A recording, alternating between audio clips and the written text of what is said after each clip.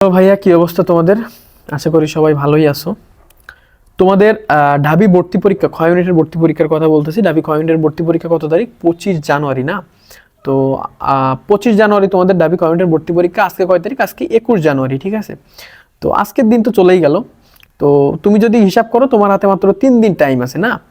এই 3 দিন আসলে তুমি কিভাবে পড়বা বা কোন টপিকগুলা পড়বা, এবং এই 3 দিনে আসলে তোমার মেন্টাল প্রিপারেশনটা কেমন থাকবে, মানে তুমি যে ঢাবির এক্সাম হলে বসবা, মানে ঢাবির জন্য এক্সাম দিতে বসবা, ঠিক আছে? তো তুমি আসলে মেন্টালি কিভাবে প্রিপারেশনটা নিবা সেই বিষয়ে একটু কথা বলি। তো এই 3 দিন তুমি আসলে ঢাবির জন্য কোন টপিকগুলো পড়বা? তো দেখো, এই যে 3 দিনে তুমি ঢাবির জন্য কোন টপিকগুলো পড়বা, এটা অ্যাকচুয়ালি নির্ভর করে তোমার প্রিপারেশনের উপরে, ঠিক আছে? যে তুমি আসলে তোমার কোন টপিকগুলোতে তোমার ল্যাকিংস আছে, ঠিক আছে? মানে ঢাবির জন্য গুরুত্বপূর্ণ, বাট তুমি দেখা যাচ্ছে সেই টপিকগুলো এখনো ঠিকমতো ক্লিয়ার করতে পারো নাই, বা অনেকবার পড়ছো মনে নাই। তো তোমরা, আমি বলবো বাকি 3 দিনে ওই টপিকগুলাই পড়ো, ঠিক আছে? সব টপিক না দেখে যে টপিকগুলোতে তোমার অনেক বেশি ল্যাকিংস আছে সেই টপিকগুলো পড়ো। সাথে সাথে তোমার এমন হইতে পারে যে তোমার শুধু এমসিকিউ টপিক না, তোমার একটু রিটেনের ল্যাকিংস আছে, তো তুমি রিটেনটা একটু ওর সাথে ইনক্লুড করে নিলা, দিয়ে এমসিকিউ অ্যান্ড রিটেন একটু মানে করে পড়লা, সামঞ্জস্য করে পড়লা। দেখা যাচ্ছে তুমি 2 দিন এমসিকিউ পার্টটা পড়লা, একদিন রিটেন পার্টটা দেখলা, ঠিক আছে? ধরো এই দেখলা তোমার মানে 3 দিনে পড়া, মানে 3 দিনে তুমি কি পড়বা আমি সেই বিষয়টা একটু বললাম। তো পড়া থেকে যে জিনিসটা অত্যন্ত বেশি গুরুত্বপূর্ণ, এই শেষ সময় এসে ভাইয়া তোমরা যেটা ফেস করতেছো, তোমাদের 25 জানুয়ারি ভর্তি পরীক্ষা, আজকে 21 জানুয়ারি, হাতে আছে 3 দিন। তো এই 3 দিনে তোমরা যে জিনিসটা ফেস করো, শুধু 3 দিন নাই, এখন এইটা ফেস করা কয়েকদিন আগে থেকে শুরু হয়েছে, যে ভাইয়া আমি কি পারবো, আমার দ্বারা কি হবে, আমার দ্বারা কি ঢাবিতে চান্স হবে, ঢাবিতে কি আমার একটা সিট হবে। তোমার এটা মনে হচ্ছে না যে আমার মনে হয় আমি পারবো না, আমার প্রিপারেশন ভালো না, বা আমি পড়তেছি আমার মনে থাকতেছে না, ঠিক আছে, আমার দ্বারা মেবি হবে না, এরকম দেশে তো পুরা লাখ লাখ শিক্ষার্থী ঢাবি ক্ষয় ইউনিটের পরীক্ষা দিবে, এর ভিতরে আমি একটা সিট কেমনে পাবো, এটা তোমাদের সবারই মনে হচ্ছে, ঠিক আছে? যে বান্দা অনেক ভালো পড়ছে তারও মনে হচ্ছে, যে মিডিয়াম লেভেলে পড়ছে তারও মনে হচ্ছে, যে খারাপ পড়ছে তারও মনে হচ্ছে, আর কিছু পার্টি আছে তো ওরা চিল মুডে থাকে অলওয়েজ, ওদের মনে হচ্ছে কিনা আমি জানি না, বাট এই 3 ক্যাটাগরির স্টুডেন্টের মনে হচ্ছে, ঠিক আছে? যাদের মনে আর কি ঢাবির জন্য একটু হলেও ভালোবাসা আছে, ঠিক আছে, একটু হলো ঢাবিরে অনেক মানে পছন্দ করে, ঠিক আছে? তো ওই যারা ঢাবিরে ভালোবাসে তাদের সবার মাথার ভিতরে এই চিন্তাটা কিন্তু এখন প্রখরভাবে মানে মানে প্রবাহমান, ঠিক আছে? মানে এই চিন্তাটা কিন্তু তাদের সবার ভিতরেই আছে, যে আমার আসলে হবে কি হবে না। দেখো আমি একটা কথা বলি, তুমি এতদিন পড়ছো না, তোমার মতো কিন্তু সবাই পড়ছে, তুমি পড়ো নাই শুধু, সবাই কিন্তু পড়ছে, ঠিক আছে? যে মনে করো যে যারা পরীক্ষা দিবে তারা কিন্তু সবাই পড়ছে, ঠিক আছে? কিছু কিছু স্টুডেন্ট বাদে, ধরো তোমার কিছু কিছু পোলাপান দেখা যাচ্ছে এমনি ভর্তি পরীক্ষা দেয়, ঠিক আছে, ফ্যামিলি প্রেশার দেয়, তাই একটু ভর্তি পরীক্ষা দিতে আসে ঢাবিতে, মা বাবা বলছে একটু পরীক্ষাটা দিয়ে আসি। তো এই বাদে বাকি যারা আর কি ঢাবির জন্য, মূলত ঢাবির প্রতি একটু ভালোবাসা আছে, একটু প্যাশন আছে, তারা কিন্তু সবাই পড়ছে। তো সবাই পড়লে সবাই তো বেসিক্যালি তোমার মনে করো চান্স পায় না, ঠিক আছে? তো যারা চান্স পায় তারা আসলে এই শেষ সময়টা কি করে, মানে এই শেষ সময় আসলে কোন কাজগুলো করলে তুমি আসলে ঢাবির এক্সাম হলে, আমি বলতেছি না তুমি কনফার্ম চান্স পাবে, আমি বলতেছি যে এক্সাম হলে তুমি একটু প্রেশার ফ্রি হয়ে মোটামুটি ভালো একটা এক্সাম দিতে পারবে।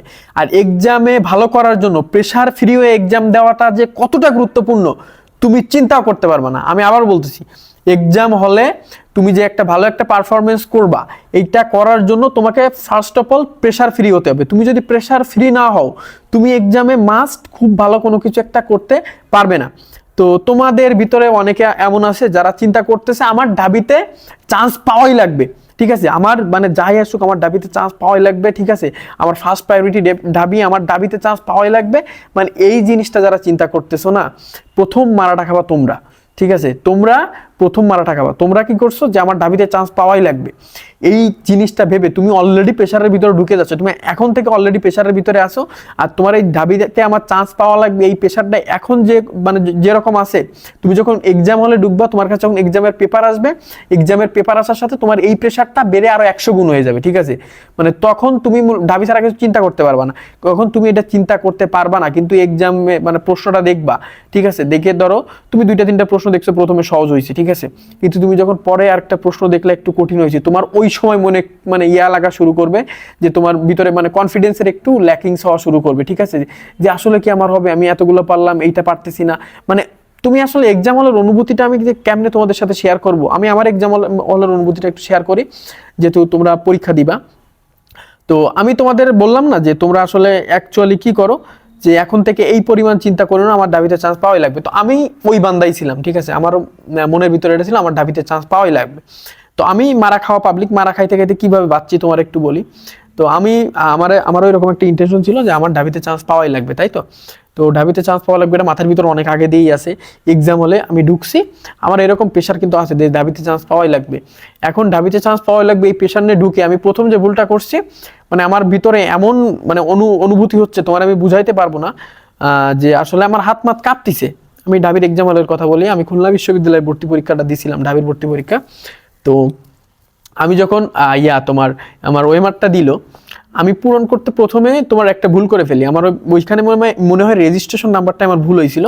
তো রেজিস্ট্রেশন নাম্বার যখন ভুল হয়েছিল তখন কিন্তু আমার মনটা আরেকটু খারাপ হয়ে যায়, যখন আমার রেজিস্ট্রেশন নাম্বার ভুল হয়েছে। আমার কি আসলে মানে পরীক্ষার খাতাটাই মূল্যায়ন হবে? আমার প্রথম মানে ঢাবিতে চান্স পাওয়ার মানে এত তীব্র আকাঙ্ক্ষা প্রথমে ওই জায়গায় একটু ভঙ্গ হয়েছিল। আমি ক্ষয় মিনিটের কথা বলতেছি, যে আমার একটু হলো ভঙ্গ হয়েছিল, যে আমার তো আসলে ইয়াটা মিস হয়ে গেল, মানে আমার মিস মানে আর কি একটু ভুল দাগায় ফেলছি। আমার কি খাতাই আসলে মূল্যায়ন হবে? খাতা কি দেখবে? আমি টিচারদের কাছে চাইছিলাম যে আমার একটা খাতাকে স্যার দেওয়া যায়, ম্যাম দেওয়া যায়, বললো নাই বাবা, তোমাকে আমি কিভাবে দেবো? এখন যেহেতু নাই, তো সেহেতু তো তোমার মানে দিতে পারবে না, এটা খুবই সিম্পল না। তো টিচারদের তুমি লায়াবেল করতে পারবা না। মানে অনেকে এটা করে যে মনে করো ভুল ভাল পূরণ করে দিয়ে আসে, দিয়ে বলে টিচার খাতা দেয়নি। এখন টিচারদের খাতা থাকলে আমি তো দেখছি দেয়, বাট অধিকাংশ ক্ষেত্রে থাকে না, যেটা আমি সম্মুখীন হয়েছি আমার ছিল না। আমার মন খারাপ হয়েছে প্রথমত। এখন আমি তো ওই প্রথম মানে ঢাবিতে চান্স পাওয়ার প্রেশারে প্রথম ভুলটা করছি ওইটা, যে ঠিক আছে যে ওইটা ওয়েমারে তোমার যে রেজিস্ট্রেশন নাম্বার ভুলটা পূরণ করছি, ঠিক আছে। এরপরে দ্বিতীয় কি হয়েছে, আমাদের এবার বাংলা প্রশ্ন অনেক হার্ড হয়েছিল। 2022-23 শিক্ষাবর্ষের কথা বলতেছি, অনেক হার্ড হয়েছে, ঠিক আছে। তো আমি মানে তোমার হার্ড হওয়ার পরে আমি প্রথম 2-3টা পড়ছি, ঠিক আছে। প্রথম 3টা পড়ছি, প্রথম পর 3টা আমি পারছি, ঠিক আছে। আমি বলছি এই তো আমি ঢাবিতে চান্স পাবো, আমার একটু একটু কনফিডেন্স কাজ করতেছে। কিন্তু আমি যখন চতুর্থ এমসিকিউটা দেখলাম, ঠিক আছে, আমার মাথায় কাজ করতেছে না। এটা দেখতেছি আমি যে মানে অনেক টাফ টাফ একটা এমসিকিউ ছিল। এটা আমি বাংলা প্রথম পত্র থেকে দিছিল, বাংলা প্রথম পত্রে দিয়ে ওই প্রথম পত্র থেকে আবার মানে প্রথম পত্রের প্রশ্নে আবার গ্রামার অ্যাপ্লাই করছে, মানে প্রথম পত্রের ভিতরে ব্যাকরণ ঢুকায় প্রশ্নটা একটু টাফ করে করছিল, আমার ভালো খেয়াল নাই। তারপরে আমি ওইটা পারলাম না, তারপর কয়েকটা এমসিকিউ আমি পারলাম না, ঠিক আছে। তো আমি প্রথম যখন আমার প্রিপারেশনটা কিন্তু খারাপ ছিল, আমার প্রিপারেশন ভালো ছিল, কিন্তু আমি যে প্রেশার নিয়ে ফেলছিলাম যে আমার চান্স পাওয়াই লাগবে, 3 দিন আগে দিয়ে প্রেশার নিছি যে আমার চান্স পাওয়াই লাগবে। তো আমি তোমার ব্যাড ইফেক্টসগুলো একটু বলি। এরপরে কি করছি, যে আমি কিন্তু দাগাইতেছি, ঠিক আছে। আমি তোমার প্রথম ওই 3টাই দাগাইছি, দাগায় আমি আস্তে আস্তে কি করতেছি, আমি ওই 3টা পড়ার পরে 4টা পড়ে যখন পারি নাই, তখন আমি দাগানো শুরু করছি। দাগানো শুরু করার পরে কি হয়েছে, আমি 4 নম্বর কোশ্চেনে পারি না, 5 নম্বর পারি না, 6 নম্বর পারি না, আমি এমন দেখতেছি, ঠিক আছে। আমি যত নিচের দিকে যাই আমি কিছুই পারি না, ঠিক আছে। আমি কিন্তু পারি, আমার খেয়াল নাই ওই সময় আমার মানে প্রেশার এত বেশি, তারপর বাংলা প্রশ্ন অনেক কঠিন ছিল, ঠিক আছে, সব আমি পারতাম না।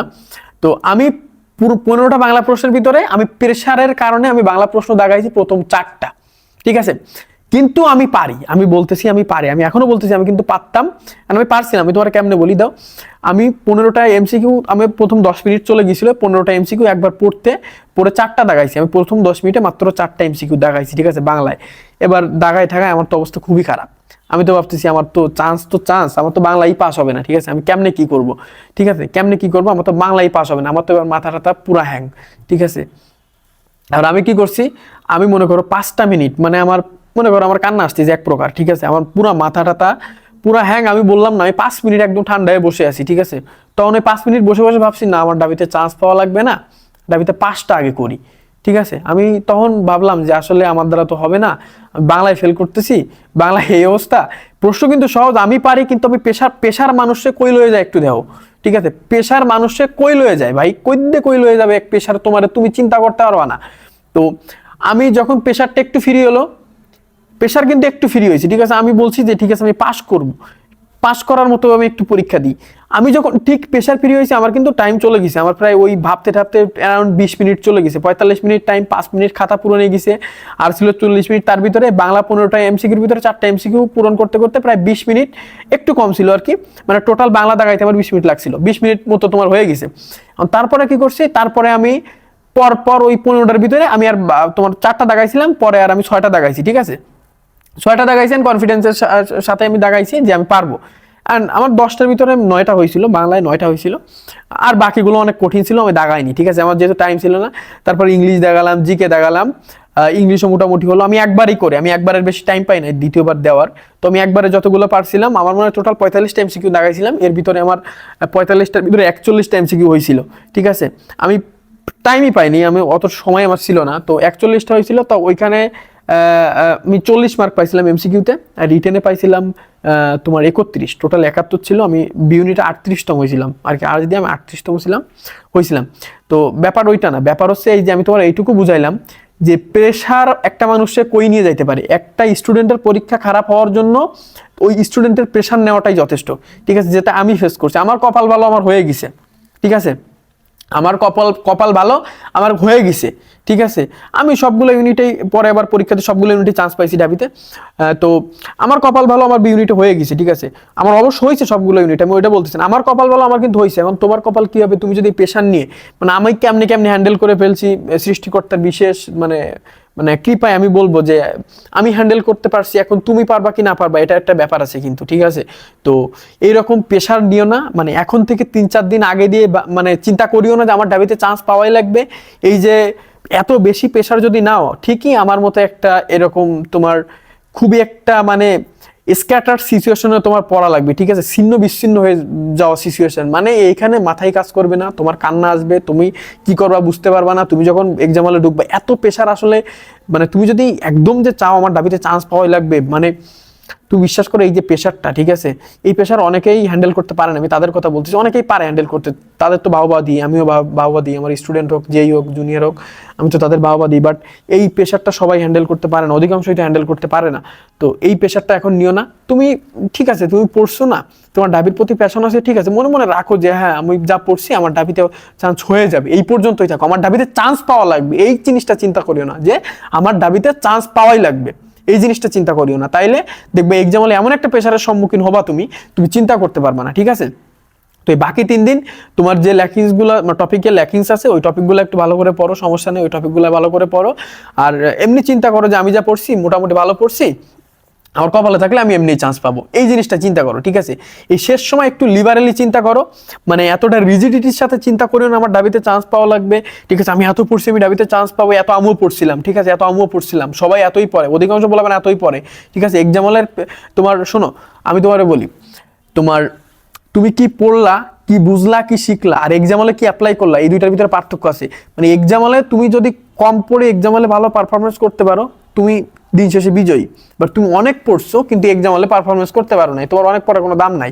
তো এই জিনিসটা একটু মাথায় রাখো, এক্সাম হলের প্রিপারেশনটা কিভাবে নিবে আমি তোমারে বললাম, মাথাটা ঠান্ডা রাখো, ঠিক আছে। তুমি নিজের প্রতি বিশ্বাস রাখো যে আমি যা পড়ছি তাইতে হবে, আমার চান্স পাওয়াই লাগবে, মানে আমার পাইতেই হবে, এইসব মেন্টালিটিতে বেরোয় আসো, ঠিক আছে। এইসব মেন্টালিটিতে বেরোয় এসে একটু কুল হও, ঠিক আছে, মাথাটা একটু ঠান্ডা করে প্রিপারেশনটা নাও, আমি তোমার এইটা বলবো। মানে আমি আমার জীবনের অভিজ্ঞতা, মানে এক্সাম হলের অভিজ্ঞতাটা একটু শেয়ার করলাম যে আমার এক্সাম হলে আমার সাথে কি হয়েছিল। বাকি এক্সামগুলো আমি এই ইউনিট সি ইউনিট খুবই স্মুথলি এক্সাম দিয়েছি, আমি বলছি আমার চান্স হইলে হবে, না হইলে না হবে, আমি তো পড়ছি খারাপ না, আমার হয়ে যাবে চান্স, আমি এই কনফিডেন্স নিয়ে এক্সাম দিয়েছি, আমার কিন্তু হয়েছে সবগুলো, বি ইউনিটেও তো হয়েছিল। তো এইটা ঠিক আছে, এই কাজগুলো যারা করতে পারবে আমি বলবো তারাই আর কি এক্সাম হলে ভালো একটা পারফরমেন্স করতে পারবে আর ভালো একটা ফলাফলও করতে পারবে।